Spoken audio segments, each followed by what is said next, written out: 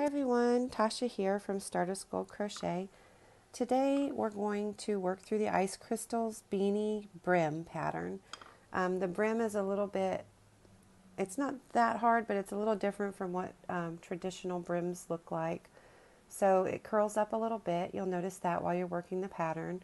I designed it this way because I wanted to be able to work into the top part of each V of each row. So when you do the top part of the hat, and you'll find out why when you start working the pattern. So let's get to it. We're going to do 5 foundation half double crochets. So go ahead, make a slip knot, and then you're going to chain 3 and try to make these slightly, the brim needs to be a little tight. So when you do a foundation half double crochet, you yarn over first, insert your hook into the first chain, yarn over, pull up a loop, and then you're going to chain 1, hold on to the bottom 2 loops of that chain, yarn over, and then complete your half double crochet. And then repeat that. We're going to yarn over, go through the 2 bottom loops that you were holding on to, yarn over, pull up a loop, chain 1, grab onto those 2 loops, and then complete your half double crochet. And you do that until you have 5 completed, or if you're working the child or the toddler, you can do 3 or 4. Just depends on how big you want your, or how wide you want the bottom brim to be.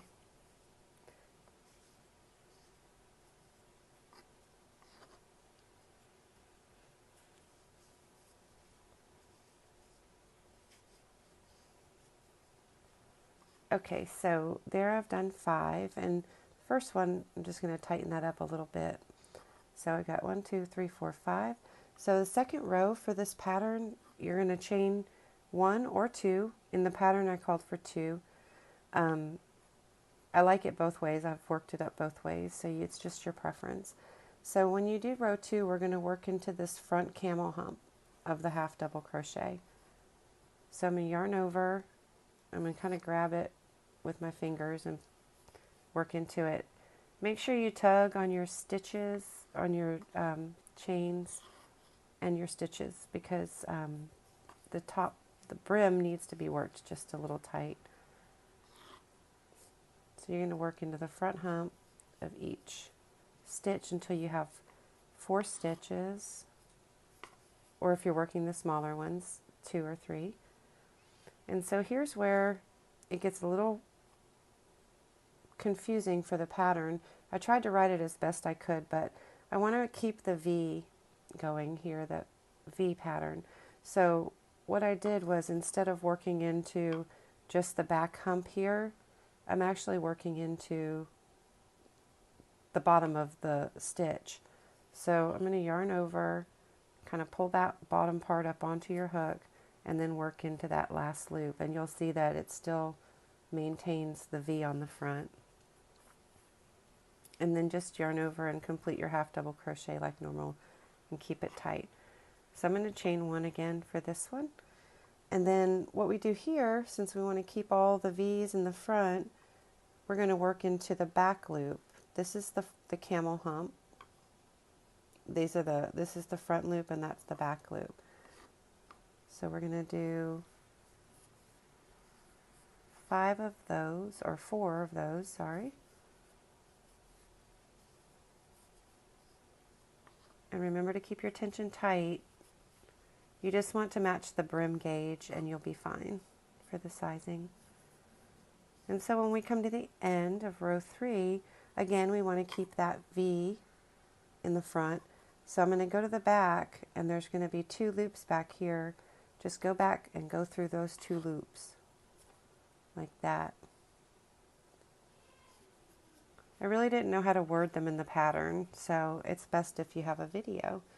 All right, so there's your 3, and we're going to keep repeating rows 2 and row 3 until you keep repeating rows 2 and row 3 until you reach where you need to be for the pattern for your child, small and large, etc. So When we reach the part where it's time to join, I'm going to show you guys how to do that. So the way I joined these two pieces, again, is a little bit different.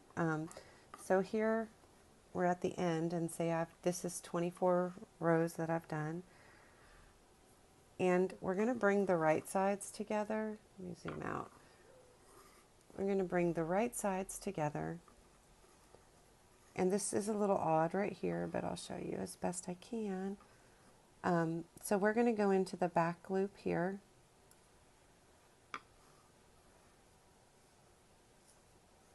And we're going to do a slip stitch and just kind of bring those two pieces together. Did I do? And then we're going to turn. When we do this, we'll turn. And then for this part, we want to keep that pattern in the front, and we want to keep this pattern in the front. So the way I worked this is I went into the back hump, and then I went into the back loop, or the front hump and the back loop, and then slip stitch through like that. So this is the front bar. It's not actually the back hump because of the way the stitch is. So I was a little uncertain on how to word that too.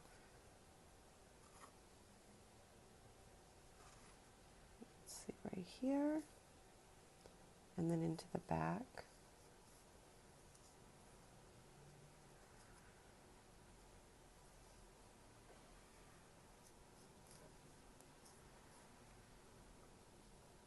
And then for the last ones, I just went up on their sides.